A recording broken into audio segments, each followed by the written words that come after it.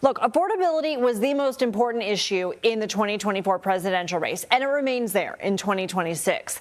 The economy unexpectedly lost 23,000 jobs last month, signaling a slowdown. That could complicate the Federal Reserve's next move on interest rates in September. The current benchmark rate is between 3.5% and 3.75%. The central bank and Americans across the country are dealing with a June inflation rate of 3.5%. The Consumer Price Index, which measures a change in price of a basket of goods, dropped 4% for May, which is good news. The S&P 500 is up about 12% for the year. More good news.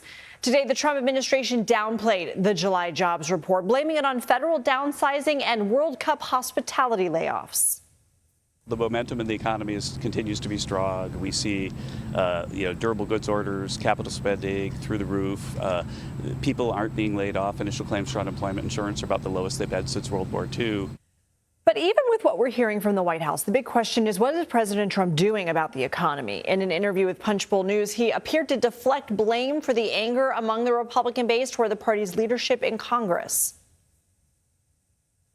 If I don't run, will those people go out and vote?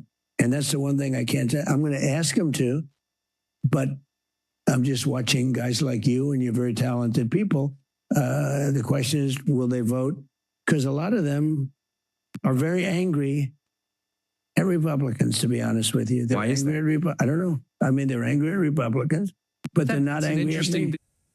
Trump has been facing an uphill battle with his party over key parts of his agenda. His voting bill is stalled, so is his Attorney General nominee Todd Blanche, until today when a key Republican holdout endorsed him, paving the way for his confirmation. CBS News business producer extraordinaire Emily Pandise joins us now from our Los Angeles bureau. So, Emily, let's talk about the jobs report first. What does this show? What does it mean for rates? Lindsay, you said it in your intro. The economy lost 23,000 jobs in July, and that was pretty far off from economists' expectations. You know, a loss of 23,000 jobs is not horrible, but when the expectation was to add, 75,000, 80,000 jobs, that's when things get a little trickier. There were some sectors that did okay. Healthcare, construction, manufacturing, those were all bright spots in the economy. But those jobs in local government, education, kind of surprisingly in retail and in financial services all pulled back last month. And the interesting thing here is the unemployment rate stayed about the same, but not for a good reason. It's because the number of people entering the labor force, the number of people looking for work got smaller. That means people are not feeling good about their job prospects. And that's why that number pulled back.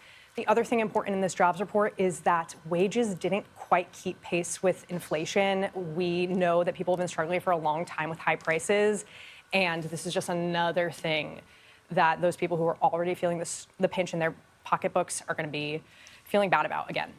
So let's dive deeper into those prices, because the CBS News analysis found the typical full-time worker's weekly paycheck rose by 38% since 2019, but price gains erased nearly all of those raises. So what does this mean for consumers?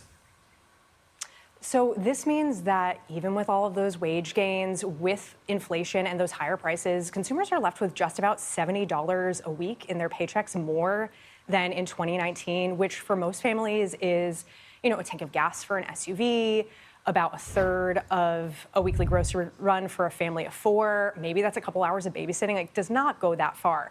And this is, I've been tracking prices on groceries in particular since the start of the pandemic. They're up almost 30%. And this is kind of where, even though the economy is good on paper, people feel really bad about it. And this is where that tension comes in, right? Like, people are seeing their paychecks get bigger. They see the money leave their bank accounts faster, and then they feel bad about how the economy is doing, even though the stock market has been doing okay and all of those other things. Where does the overall economy stand right now? I know we touched on interest rates a little bit earlier. We're going to be watching closely to see what happens in September. We were expecting maybe a rate hike. It seems like with the job situation, that is a little less likely. I'll be watching closely for the inflation report next week to see how things have fared given the situation that's going on in Iran and those energy prices that have been really stubborn. What we don't want to do is get into a situation where we have stagflation, which is, long-term inflationary prices that are really sticky and no movement either way in improving the jobs front or improving prices for consumers at home. Keep us posted. Emily Pandise, thank you.